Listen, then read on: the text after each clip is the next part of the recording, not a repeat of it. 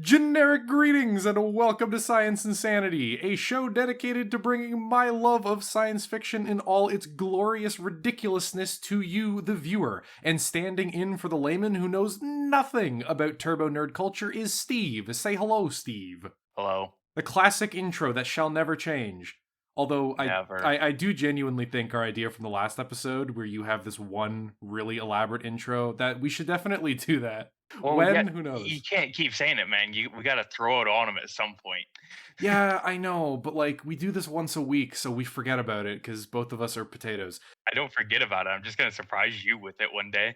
You know what? That would actually be fantastic. Today is part 3 of the starleague invasion of all of humanity, the reunification war, when the almighty starleague, led by House Cameron in the Terran hegemony, went, "Aight, the rest of your shit, it's mine!"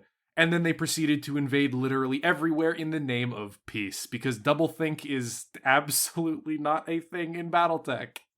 However, from that, no, not yet, Steve. I'm still talking. Wait your turn. Daddy's speaking.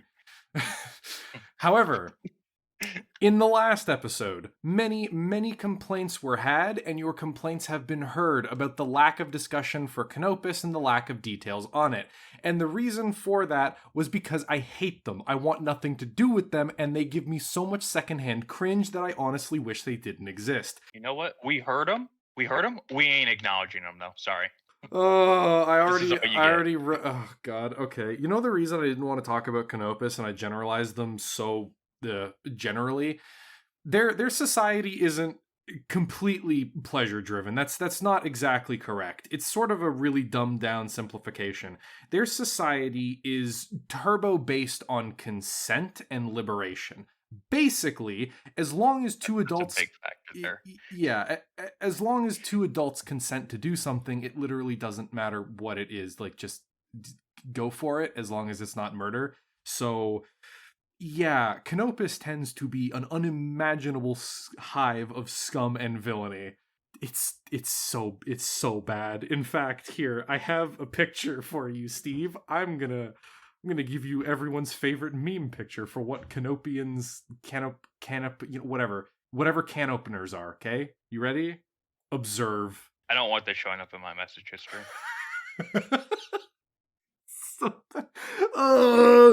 Yeah, this is canon, by the way. This is actually factually canon. What? So, yeah, remember how I said that adults can do whatever they want in Canopus as long as both of them are consenting to it and it's not murder? Catgirls and furries and twinks, oh boy, coke and quaaludes and opioids as well. Come to Canopus, where there's more drugs than air, the ocean is lean, and the dominatrix in charge is fucking mean. This place is awful. I hate it. Everything is wrong with this.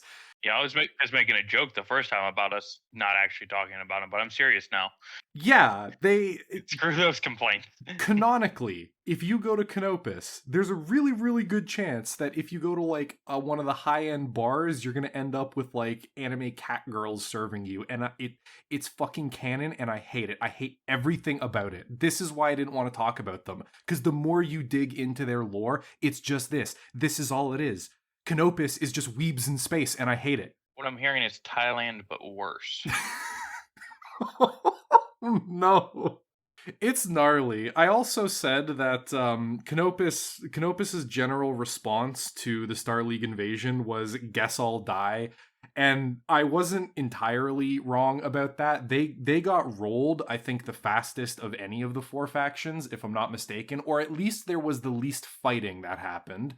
So, yeah, they're going to be one of the ones we talk about first. We're going to get them out of the way early. I hate them. And with that, we shall actually get into the rest of the episode. Now that an explanation and all of your complaints have been dealt with, we are never talking about this just irreconcilable nightmare again. It will never be coming up on Science Insanity. There's a lot of stuff that I can deal with. This ain't it, Chief. Thank you for your concerns. Do not at me about this again. So, the actual episode, the official Starleague invasion of the periphery. Now, in the actual lore, they didn't invade them all at once. That meme is a little disingenuous. They basically picked the targets one after another that they thought would be most important to least important, or most pressing that they had to deal with now to the least important. And the least important was Magistracy of... I cannot say this word. Magistracy of Canopus and the Rimworld's Republic. The Yeah, what'd you say it was? The Magistracy... Holy shit. Okay. The Canopus campaign was kind of just a meme, and the Rimworld's Republic was busy fighting a civil war, so they were not very high on the starleague shit list. They were basically put off until later because they were seen as weak, unstable, or generally quick campaigns that could be finished by the remnants of forces from the other theaters. So after they were done taking down the Outworlds Alliance and the Taurian concordat, they could pivot those forces around and quickly crush whatever was left, assuming that the brief or smaller forces that they left on their borders wouldn't be enough to do it themselves. And we are going to start with the campaign against Canopus, because like I said, it's relatively short. It's got a little bit of polite, gentlemanly conflict going on, surprisingly. The only thing polite about that entire society. And it's kind of a nothing burger. So let's jump into it, shall we? Now, like I mentioned, certainly, the Canopus campaign was generally viewed as nothing significant. And that's because the Magistracy of Canopus... Oh my god. That's because Canopus generally was viewed as not having a significant defense. And to be fair, on paper, it didn't. On paper, it basically didn't have a standing military. And the few forces it did have for security, policing, and I guess piracy suppression were absolutely god-awful. Like, they would have been rolled over by literally anything. However, that didn't mean that the Magistracy had no defense. Fuck, I nailed that. I'm so good at this. Now you better take that one time of you saying it and just edit it in all over all the other times. That's Absolutely. what you gotta do. Oh my god, what Canopus did to bolster its defenses. I can't say any other words. Yeah, I can't say any other words. All of my brain power went to that singular sentence, and that was it. That's my speech for the rest of the year. Like I was saying, though, that's not to say that Canopus didn't have any defenses. They did. What they actually had guarding themselves, however, were off-the-books forces, painted in their colors.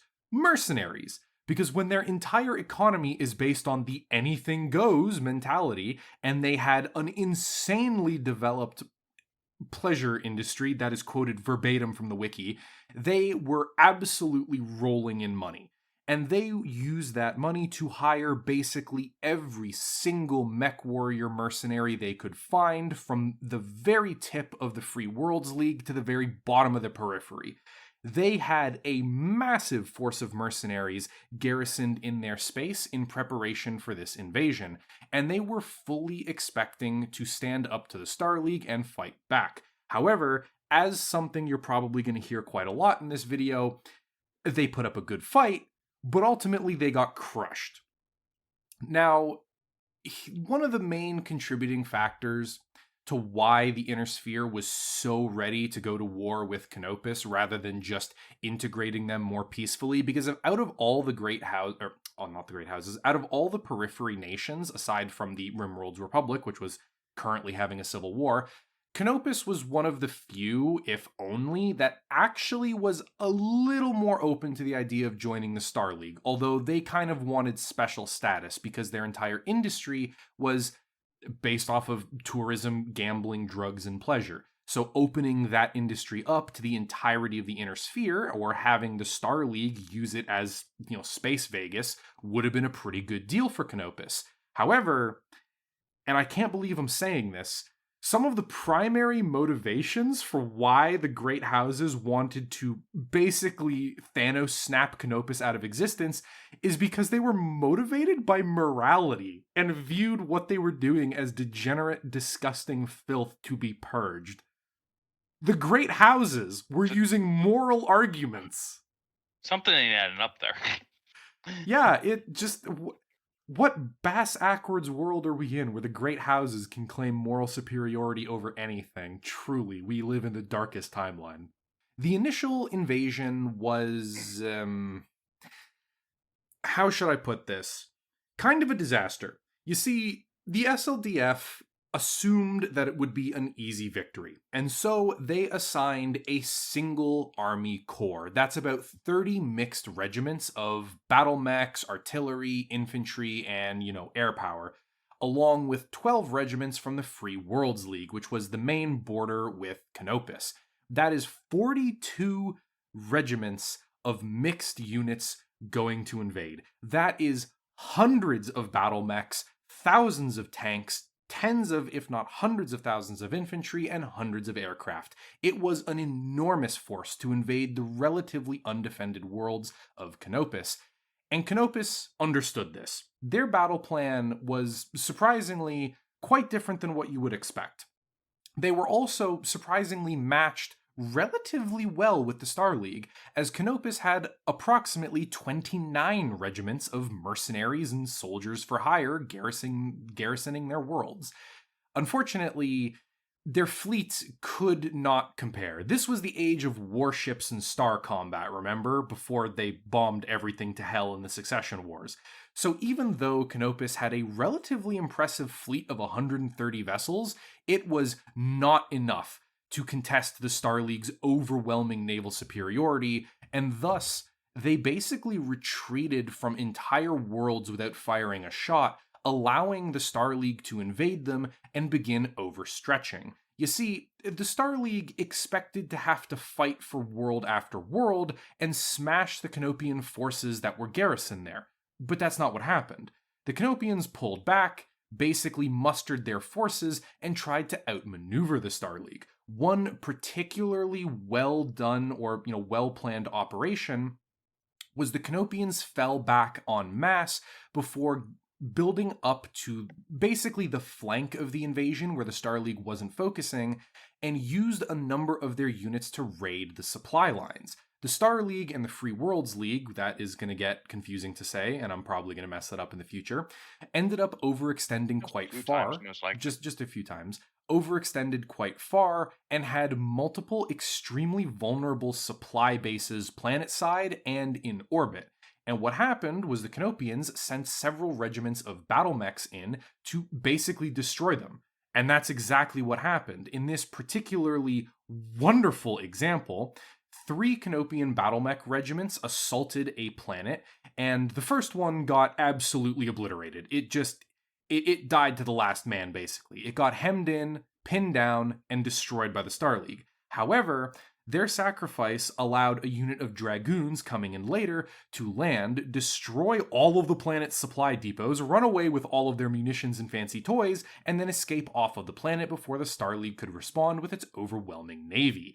And this was such an effective strike that it basically entirely halted the Starleague's advance for 6 months, as the leading general had to spend time fortifying their supply lines and making sure that everything was actually safe so that this couldn't happen again. It also thinned out the units on the front line because they had to devote some of their relatively limited forces to garrisoning rear echelons.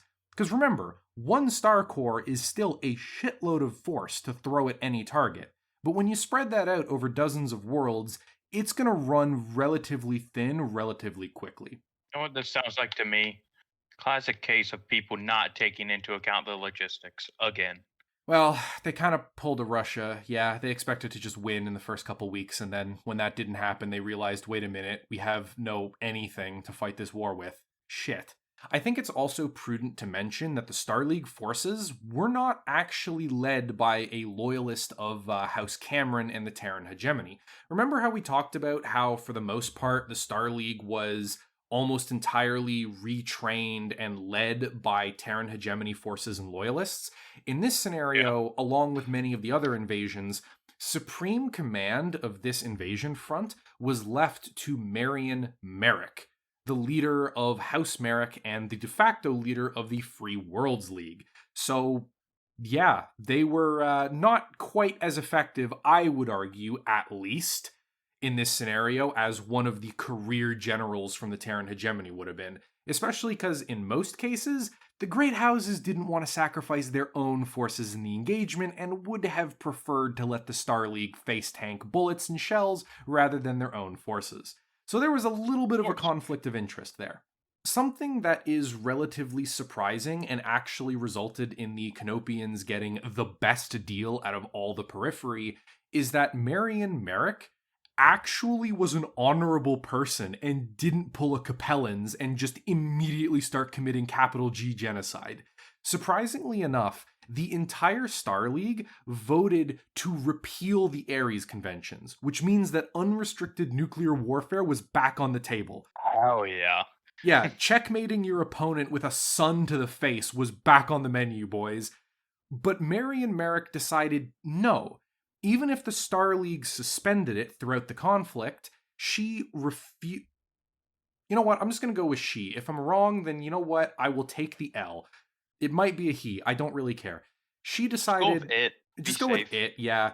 It decided that no, the Ares Conventions will be followed to the letter. No commanders were allowed to deploy strategic or tactical nuclear weapons, bombardment, or focus on civilian centers. This, surprisingly enough, led to a much less damaging campaign, and the magistracy, though subjugated, came through the war as the most intact periphery realm by far. They were intact enough that much of their military force was actually left in relatively okay condition, and most of their industry and civilian infrastructure was almost untouched. Because for the most part, what happened was, well, the Starleague would advance, they would obliterate anything that fought back against them, the Canopians would retreat, and then they would move through civilian and hostile areas without causing undue destruction, and then simply move on after leaving a small garrison on the world to, guarantee that it was taken. And this resulted in a relatively fast campaign, only like 5 years. Then the magistracy of Canopus fell, and that was pretty much that. The defining defeat that basically sealed the end of the Canopians, however, was frankly quite a stunning maneuver, if I will say so myself, in the way of how in the name of God did this work. A little bit more of that Starleague plot armor letting it carry the day, at least in my opinion. Now, remembering what the Canopians did before, Marion Merrick came up with a cunning plan.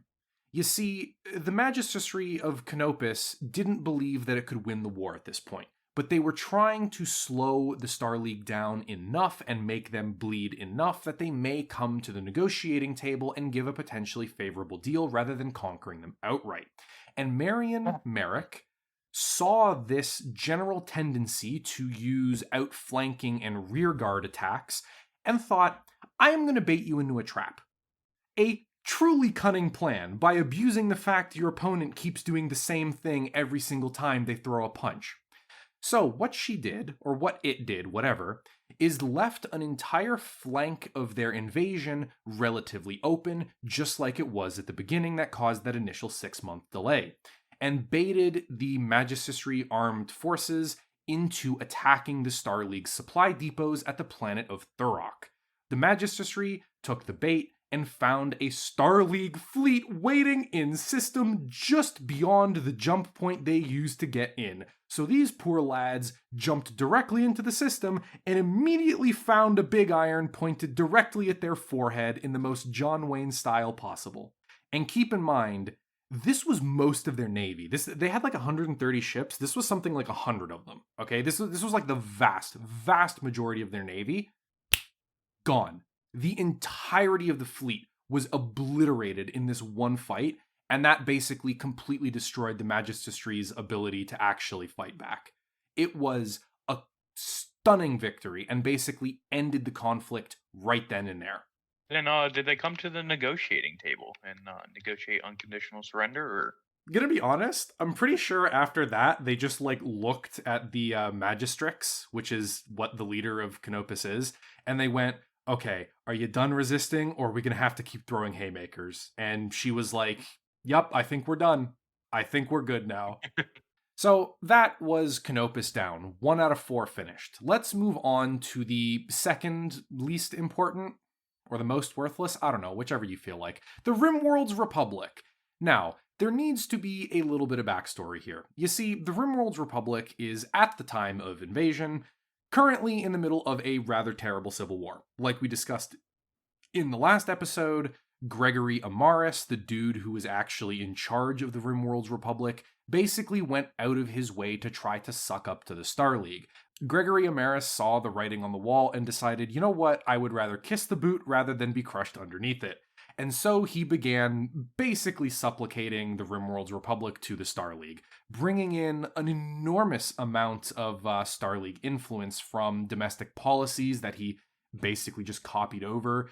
Starleague and Lyrian Commonwealth industry, business, and investment coming in, labor, basically everything you can imagine was brought in to try to integrate the RimWorld's Republic and convince the Starleague to hold off on any hostilities and integrate them in as a sort of preferred member, almost trying to maneuver himself into a council position like the other great houses, rather than just being, a controlled territory like the fate of the rest of the periphery would become. However, in doing this, he pissed off a lot of people who were like, actually, no, we would like to be our own independent state, please. And this was made all the worse by the fact that his ingratiating to the Starleague basically just meant that he was giving away jobs, wealth, and livelihoods to people in the inner sphere. Just straight up sending jobs out of the country. It was not a good look for him. By the way, do you remember the Universal Act of Loyalty and the Rift Republican Army? The Royal Republican Army's the one that for these people, the ultra loyalists. Yeah, the ultra bunch of old nationalists, washed up people. Yeah, the old veterans and stuff, right? Was the ones that were, realistically, they were like the force behind this rebellion and this civil war. In response to this, the good old Amaris got his own Amaris Fusiliers and the Amaris Republican Guards. I've said his name both of the ways I've heard it. Now everyone is angry with me. When Amaris's troops were fought off, right? Good old Greg instituted nationwide martial law and ordered facilities that Rift Republican sympathizers had seized razed, killing everyone in them. So Rift Republican Army or sympathizer units took control of a prison or a government building or a series of, condos or whatever. And good old Greg went, burn it down. Not the condos. Anything but the condos, no. No, not my Chinese millionaire condos. Anything but those. And good old Greg basically went firebomb them and killed everything inside.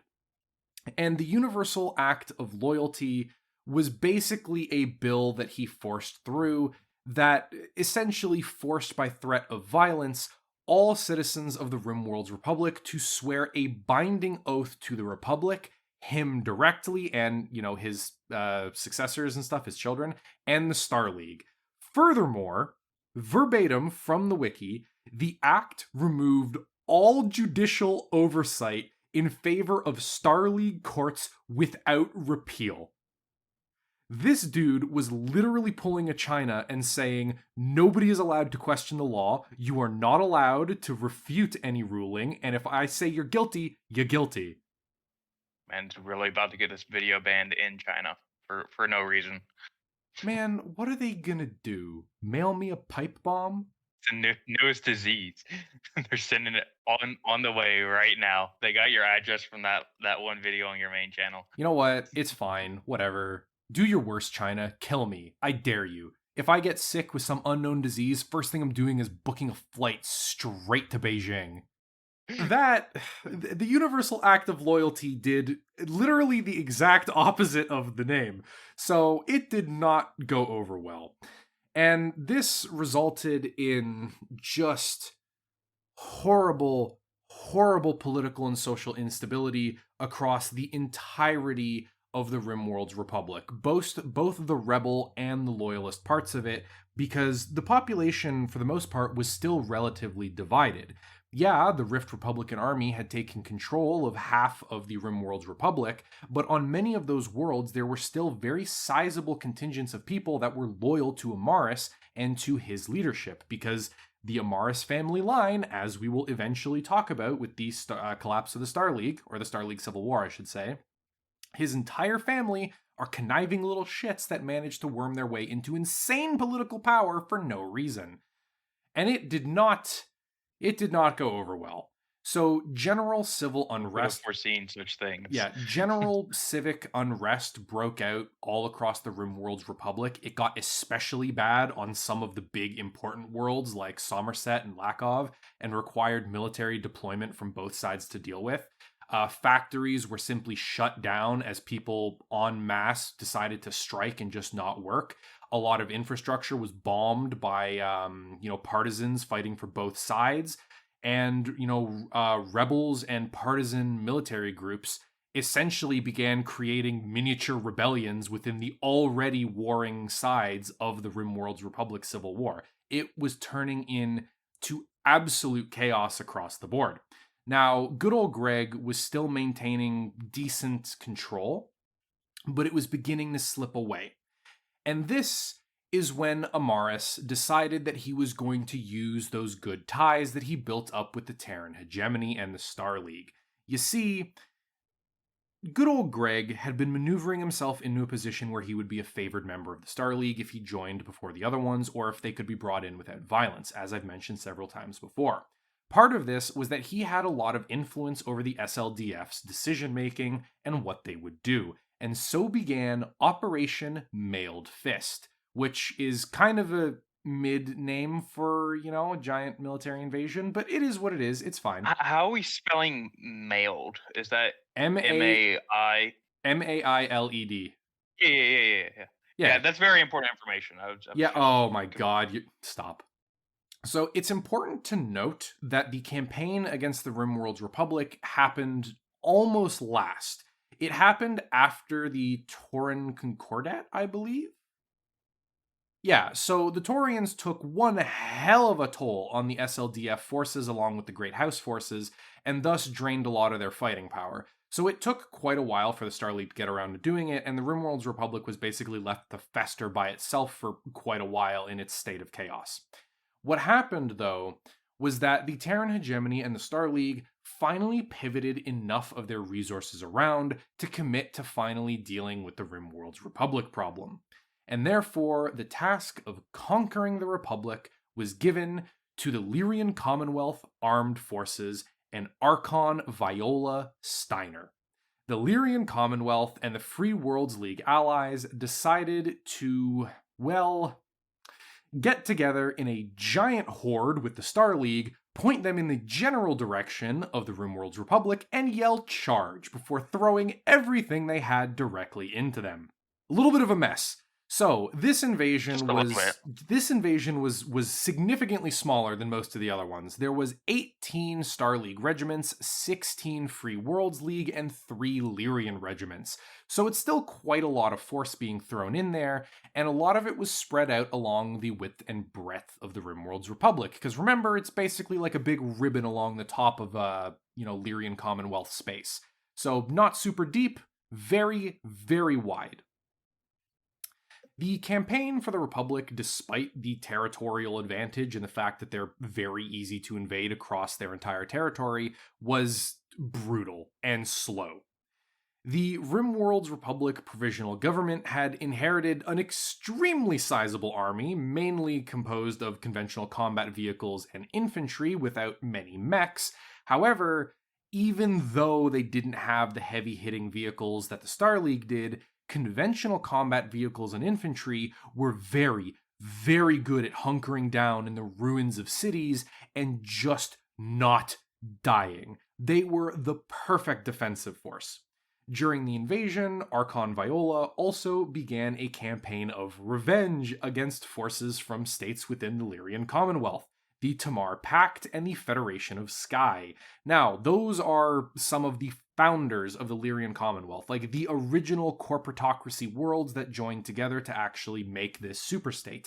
And they were kind of they were kind of dicking everything up because they tried to kidnap an Archon Designate, which is basically someone who's put in place to run the country in the absence of the actual Archon who's busy doing other stuff. This did not go over well. They were eventually exonerated when the kidnapper was discovered to be the estate's general speaker of the house. So let me put this into terms that Americans can understand, because that's what most of my audience is. Okay? Please do. Imagine that the president goes off to visit Zelensky in Ukraine, and while he's there, okay, the Senate decides to kidnap the vice president, and the House decides that they're going to counter-kidnap the president from the Senate. Meanwhile, the other members of the different branches of the federal government are trying to assassinate one another in power plays. Yeah, that still didn't help me understand any of that. Oh my god, okay. No, it did, but it was in terminology that I can understand. It's just, like you said, chaos. Okay, I understood the words, but I didn't understand the meaning. Exactly, you know how. All right, it's fine. It doesn't matter. It's a massive political cluster F. It's fine. It's cool. So this basically threw the invasion into chaos for a while, as Viola Steiner basically needed to unfuck the Lyrian Commonwealth. And this took quite a lot of effort, and she dedicated a number of forces to, well, militarily pounding the hell out of whoever decided to cause this colossal cock-up.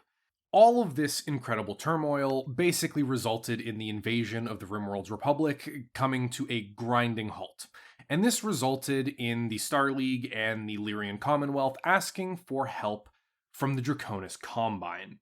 Shortly afterwards, resistance to the Starleague invasion only got even worse, because the Draconis Combine do not give a rat's ass about civilian casualties and immediately pulled a Capella and decided nukes for everybody! You get a nuke, and you get a nuke, and the children's orphanage down the street gets a nuke for looking at me funny. And they just absolutely destroyed any shred of goodwill. They were making rather crushing progress, I think we can infer, but they were basically turning every person that still had a pulse left within the RimWorld's Republic against any idea of the Starleague and the Great Houses pretty much forever at this point. The real question is, who needs goodwill when you're winning so hard? Like, yeah, but they wanted just eliminate all of them. Solved. They wanted to conquer the nations, not barren dead planets. So it was a bit of a yikes. However, this was essentially the shove that they needed, and after a few months more of very, very intense fighting, the combined forces of three great houses and the SLDF regiments breached the thinned line of the RimWorld's Republic army, and they basically just crushed whatever was left. The Rim Provisional Government unconditionally surrendered a year afterwards. However, they did actually do quite a bit of damage, although it's more because of the Lyrian Commonwealth's incredible military incompetence once again coming back full force, because a communications failure provided the plans to the Rim Provisional Government, and Archon Viola was murdered when she was ambushed and killed by Rim Provisional forces because they knew where she was. Absolute Lyrian cock-up, but you know what? It's on brand, so we'll let it pass. And that concludes the invasion of the RimWorld's Republic. 2 out of 4 periphery nations down, well on our way to victory. So, moving on to the campaign against the Outworlds Alliance. This was the second invasion of the periphery forces after the SLDF had made sufficient progress against the Taurian concordat and deemed that they were no longer a military threat, and it was just mopping up whatever remained of them. They then pivoted towards the Outworlds Alliance. And you remember that the Outworlds Alliance is basically just, relatively peaceful hick farmers that just kind of want to be left alone to trade and do their thing, right? Their worlds were mostly agrarian, very, very like breadbaskety type of nation, right? They traded food very heavily to the other great houses around them, or at least worlds along the border. Now, this was unfortunately a bit of an issue. You see, the Draconis Combine only had the Outworlds alliance to actually invade. There were no other significant periphery nations around them that offered any resistance to the Starleague. However, the Federated Suns, whom also bordered the Outworlds alliance, were not that lucky to be left untouched. Their campaign against the Taurian concordat left their military and navy forces bloodied and broken because of the fighting. It was brutal, and they had taken an absolute shit kicking for very little gain so far. And remember, okay, the Free Worlds League was more or less strong-armed into the Star League by Ian Cameron, who basically went, well, you're politically weak, you're economically weak. It would be such a shame if the other four great houses and the Terran hegemony were to accidentally invade all of your space. What a shame. Wouldn't it be so much better to join? What shame. Yeah, wouldn't it be better to join willingly and have all of these spaceships for free? And that's basically the deal that was struck with the Free Worlds League. However, when the invasion of the Outworlds Alliance was coming up, the Free Worlds League was in a bit of a problem. Their military being so battered and them having the brunt of the border with the Outworlds Alliance most likely meant that they were going to be doing the brunt of the fighting alongside the SLDF again. However, the Draconis Combine was greedily eyeing those worlds of the Outworlds Alliance. God, that is going to be so hard to say. I need to parse my English better. Yikes. And the Draconis Combine was basically... We are learning today that Canadian cannot English. Yeah, I cannot English. The Draconis Combine was going to invade these worlds, and they were going to take them. And that would give them a huge economic, military, industrial, and frankly, border advantage over the Federated Suns. It would basically give them a little peninsula that sticks out into Federated Sun space that they could potentially invade from in the future. This was not seen as a particularly good outcome. And because the Outworlds Alliance had no hope in hell of even slowing any invasion down, they basically were screwed. The Federated Suns found a solution to this particular problem in the Considine mission. Long story short, the Outworlds Alliance and President Lawrence Davion of the Federated Suns got together on New Avalon, and they hatched a cunning plan. When the invasion actually happened, the Outworlds Alliance would quote-unquote surrender several dozen worlds to the Federated Suns, whom agreed that they would be made a protectorate. Basically, what was happening in this backside deal was that the Outworlds Alliance would throw all of its force against the SLDF and the Draconis Combine to slow them down, and the Federated Suns forces would move as fast as they could through Outworlds Alliance territory, quote-unquote, conquering their worlds and holding them as a protectorate. Basically, the deal was, we will allow the Federated Suns to be the de facto overlords of much of the Outworlds Alliance space, but you're going to leave us the hell alone. We're going to be independent underneath our new overlords, and you are going to promise to protect us. And in exchange, the Outworlds Alliance would slow down anyone else trying to take bites out of their territory, in a bid to basically stay alive as a micronation within a superstate. Honestly, I think that's a pretty smart deal. The politicking that went on behind was actually a pretty good idea from both sides.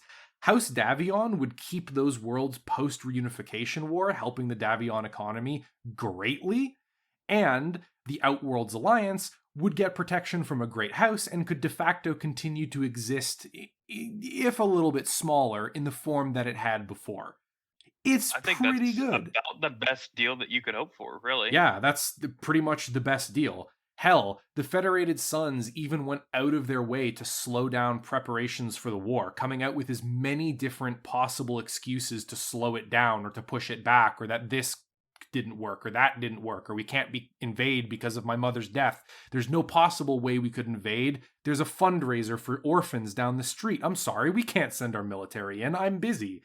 Everything they possibly could have. Gotta help out that fundraiser, man. Yeah, like everything they possibly could have, they pulled out to try to slow this down, buying even more time for the Outworlds Alliance to consolidate and build up and get ready for the plot.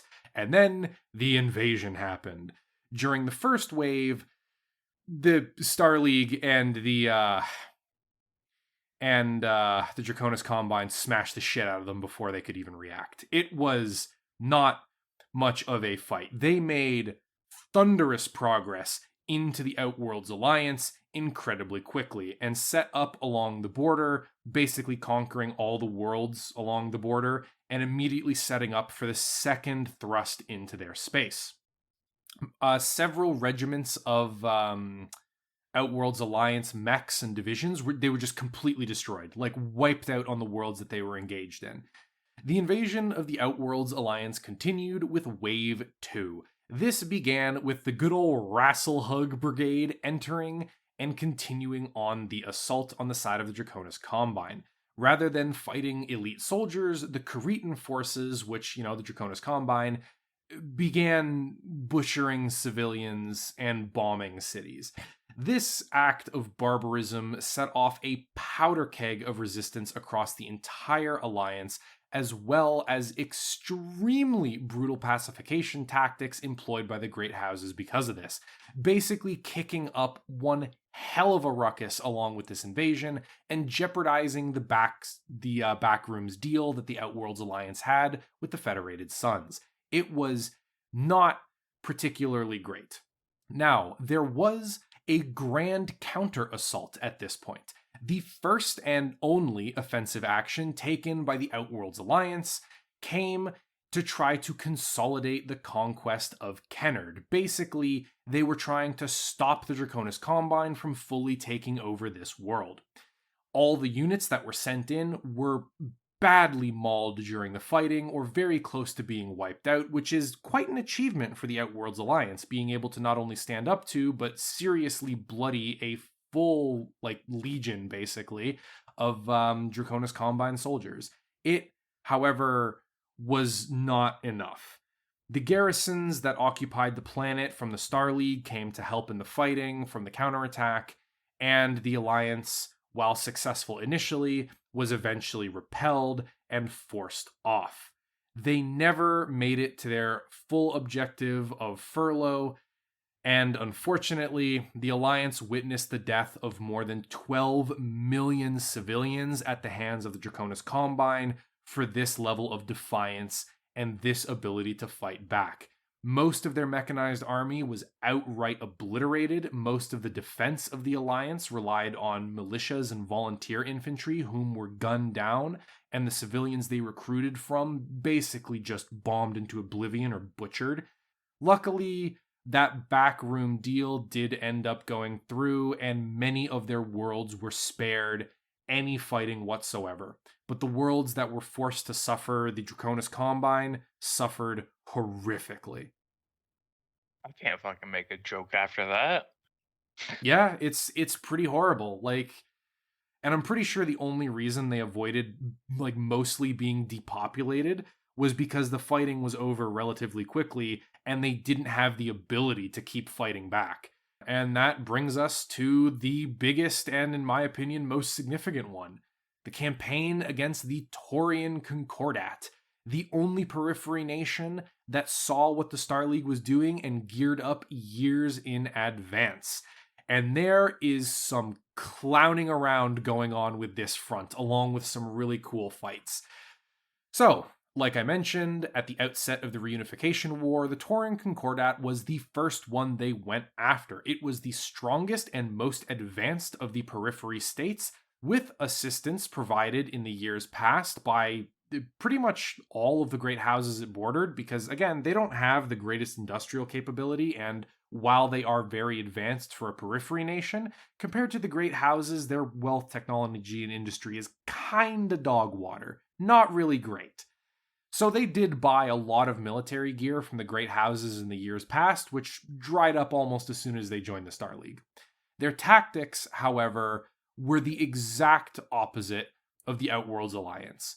Where the Alliance tried to minimize civilian casualties and they tried to avoid the horrors of war that the Draconis Combine was just determined to cram down their throat, the Taurans were basically like, nah man, war crimes? Give me that shit by the bucket. Every single one of them you can imagine. All of them. I am going to list out like verbatim on the wiki what some of their quote unquote irregular combat tactics included. On the God. surfaces of planets, the Taurian concordats tactics included, but were not limited to, scorched earth defense. Okay, fairly understandable. Surprise Yeah. attacks, quote unquote surprise attacks, even on unconcealed open ground. How do you surprise attack someone on like a giant open field? Insurgency bombings. Okay, fair enough. Mass poisonings. How how do you mass poison a military? How is that even possible? They're You eating gotta get in the water supply. it's all prepackaged MREs and food and stuff. That's what they have. That's what all militaries have. How would that even work? Militaries don't drink from the local water supply specifically to avoid this. What did they do? Use chemical weapons? The answer is yes, they use chemical weapons. They also assassinated literally everyone that they could. If you were even remotely important, you were probably finding a bullet in your head at some point. Oh my god, what the fuck is that? They organized passive resistance demonstrations. What? Hang on. You're being invaded by the greatest military empire in human history, and one of your irregular tactics to combat this invasion was passive resistance what does that even mean, Taurians? What does that even mean? And they're just gathering at a town square and passively demonstrating. Yeah, like Jesus Christ. They also engaged in what they termed battle mech herding or combat vehicle herding. The same way that sheepdogs would herd the flock, they would use thousands of civilians who apparently did this willingly, unarmed civilians, to walk out in front of vehicles and basically, force them into little choke points because otherwise they'd have to run over civilians. And then the Taurians went, all right, lads, thanks for your sacrifice, and dropped high intensity, high saturation artillery bombardments on their position. Irregular combat tactics of the Taurian concordat. War crimes. Actual War just crimes. guerrilla warfare. Like, in space combat, the guerrilla tactics were even more extreme. And this is actually really cool because the Taurians would hide in nebulas and jump out of them so that they were undetected with basically all of their weapons ready to go. They would hide behind debris fields or asteroids that would be fired on a trajectory towards SLDF or Federated Sun fleets, and they would basically pop out from behind these asteroids, fire all their weapons, and then jump away. They would also use aerospace assets like fighters and stuff to hide within the abandoned wrecks of former battles, literally playing dead in space. So after a battle would be over, and if the Taurians took losses or were forced to retreat, many of their space assets that couldn't be taken with them, that were left behind, or that volunteered to do this, would power down in the wreckage, wait to see if any of the SLDF forces would get close, power up, and then basically suicide nuke anything that was close enough. It literally says kamikaze attacks in here, by the way. Straight from the wiki. Straight from the wiki, it says, ships packed with explosives, often nuclear, designed to deliver devastating kamikaze attacks at a moment's notice. Nice. Thanks. And that brings us to Case Amber. So early on in the invasion, the Taurian Defense Force implemented Case Amber. Basically, what this was that all Taurian ships garrisoning nearby systems began to depart, and radio communications suggested these departures were intended to bolster a reserve fleet. This was a massive, massive information operation where they were convincing the SLDF that their fleet was going to reinforce their worlds and basically, go on a defensive fight like what the SLDF expected. But in reality, the Taurians went, no, absolutely not. And after the SLDF began splitting up their forces to deal with multiple worlds, they jumped a massive portion of their already colossal fleet directly on top of any isolated or generally removed SLDF fleet elements. They would absolutely slaughter whatever they had found in this massively one-sided ambush. I believe there was one scenario where they fought the Starleague's fleet and they destroyed something ridiculous, like 30 vessels or something stupid like that, or 40 vessels, and they only lost 2. Like, just That's fairly one-sided, yeah. yeah, ridiculous. And the way that they did this was by coordinating multiple jumps in.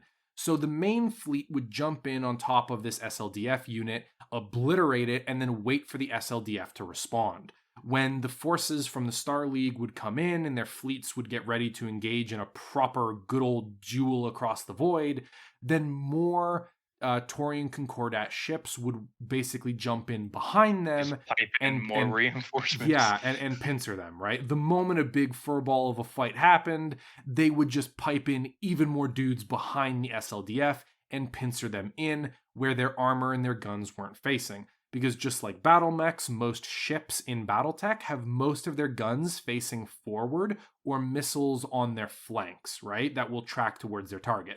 They don't tend to have too many weapons pointing backwards, and the exposed engine cones on the rear are often relatively easy to fire into. So getting behind your opponent is a real fast way to destroy a battleship in Battletech. You see, the Taurians couldn't realistically stand up to the SLDF on the ground. They could make the invasions incredibly bloody. They could slow them down to a hilarious degree. They could inflict terrible casualties. During the third wave of assaults that the Star League actually, launched, there was a world called Robzart. I mentioned this one before, right? Basically, the Star League Navy suffered horrible, horrible casualties before landing on the planet, and this pissed off all of the Star League commanders. They decided, absolutely not. We are not going to die on this shit-nothing colony. We are not going to waste more time here. And the Star League initiated an orbital bombardment. They killed 30,000 civilians, which is not a lot. Very, very little. And that kind of goes to show that most of the worlds the Star League invaded didn't really have too many people on them. 30,000 civilians dead in an orbital bombardment is basically nothing. That's chump change. Those are rookie numbers. We got to pump those up. However, it was a colossal propaganda defeat for the SLDF because Robzart basically became a rallying cry for the Taurian Defense Force throughout the remainder of the war, galvanizing defense and only encouraging them to fight even more suicidally in the defense of their homeland. And that led us on to Case Black and then Total War. Basically... All right. Before we move on, so you say that if the Star League would jump away the space forces after they landed the ground force. And yes, they were getting wrecked beforehand. But so why doesn't the Star League just put like all of their space forces in one place to ensure this doesn't happen, or at least like split the fleet in 2 or 3? Well, for the same reason that they couldn't against the magistracy of Magistracy of Canopus. I found a way to make you say it again.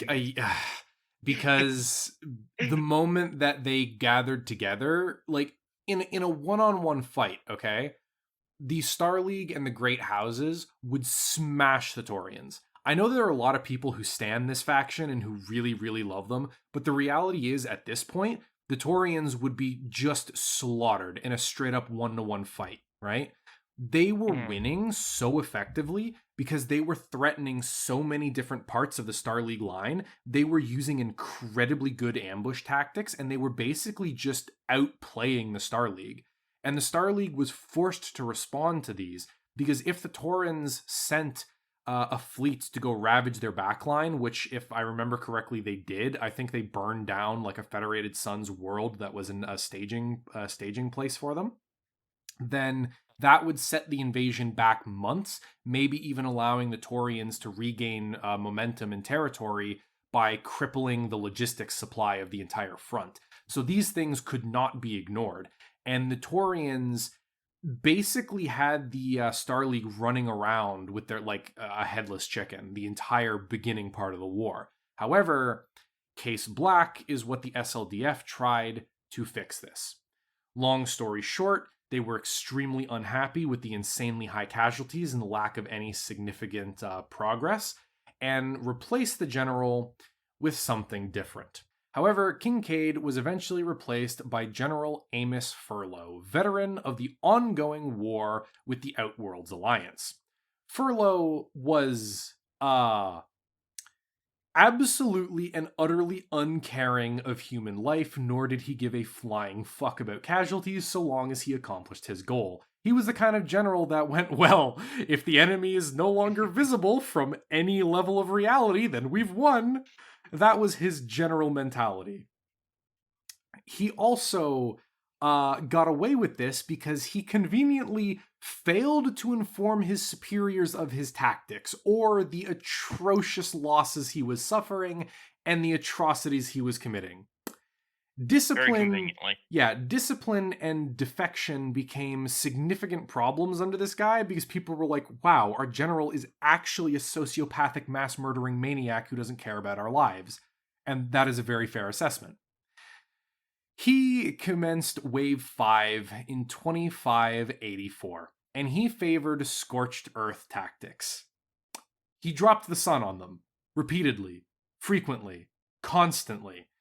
Taurian resistance basically just melted away under this guy, because he acted in the exact opposite way that the Taurians were used to. The starleague tried to preserve the lives of its men, it tried to minimize civilian casualties, it was trying to fight a war, not just murder everyone, and this guy basically decided, no, I am not going to fight you for strategic objectives, I am not going to do anything. If you put up resistance, I will burn your world to ash. And that is what he did, again and again and again. He didn't even bother bringing invasion forces to many of the worlds, he just destroyed them. And under this level of frankly unimaginable horror, Taurian resistance just couldn't match up. Their fleet could not stop the SLDF and the Great House navies in a one-to-one peer fight. They couldn't at the beginning of the war, and after all of this attrition, there was no chance. So they literally just had to sit there and watch as this guy erased entire worlds off of the map. And in the final waves of the assault, it was basically done. There was virtually no resistance by 2590, and the Taurian concordat, the planets of Brockway and Midale, they fell to the Starleague juggernaut. All that remained was penetrating Flanagan's Nebula and the asteroid field, which was the last holdout, the Hades cluster.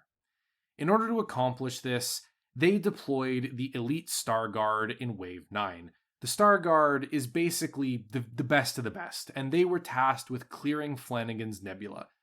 Fighting within the nebula was drawn out and brutal, as the Taurians were well known for, with the SLDF requiring 4 full years to clear the Taurians out of this last remaining holdout. Asteroid laser emplacements were removed by zero-gravity infantry operations. Debris was used as kinetic kill weapons and accelerated at the surface of planets or at orbital installations. So if a battleship gets blown up, slap an engine on that fucker and launch the corpse at a space station. And with the SLDF finally poised for a final invasion of the Hades cluster, Protector Marantha Calderon finally surrendered, rather than allowing the SLDF to do what they had done before under this general and glass the only core worlds that the Taurians had left to nothing but ash. The Taurian Defense Force was left as basically nothing. They were rendered impotent. They were the most effective and scariest military that humanity had outside of the Great Houses in the Starleague, and they were taken apart piece by piece by the end and left smote upon the mountainside. A simultaneous radio broadcast was transmitted through all the worlds, demanding that all of the insanely suicidal civilians lay down their arms, that all of the militias that were forming cease their resistance, and that any remaining forces, the few of them that there were, surrender on at least relatively good terms with whatever SLDF forces that they could find. The Protector, however, could not live with this choice, as Taurian pride and independence runs very deep. And after this proclamation, the very next morning, after an entire night of sleepless binge drinking and drugs, Protector Marantha committed unalive, and her remains were cremated and her ashes were scattered out of pretty much one of the last warships that the Taurians had left to drift in space. And the Taurian concordat was finally conquered, the very first one to be invaded, and from what I remember, the very last one to fall. And they were left in absolute ruin. Why do you gotta make the end of these so depressing that I can't make like a joke after it? Like, come on now. I mean, what else are you supposed to say? For me to do my job out here, man. Like, a lot of the fighting... That's what I'm saying. What else am I supposed to say? Yeah, like, it is profoundly depressing. Does it give me a start date? 2576. Okay? 2576 is when the war started, and the final surrender happened on 2596. 20 years! The Taurians were fighting that kind of war for 20 years. That's amazing. Holy shit, dude. And this has been quite a big little series that we've gone over, just like the clan invasion. This is 3 episodes, so I think after such a big event, we are going to go and introduce a new sci-fi universe next week. Aliens, spooky xenomorphs and predators of the space kind. Oh no, oh boy, Weyland-Yutani, unscrupulous human experimentation, robots, Ripley, flamethrowers. Good old raging Canadian here and his lovable sidekick Steve. Hello. Indeed. Oh wait, this isn't the intro. That's normally my cue. Sorry, his AI is broken. Give me a minute to fix him. And with that, the video is over. I hope you enjoyed. I hope you've had a wonderful day. Goodbye!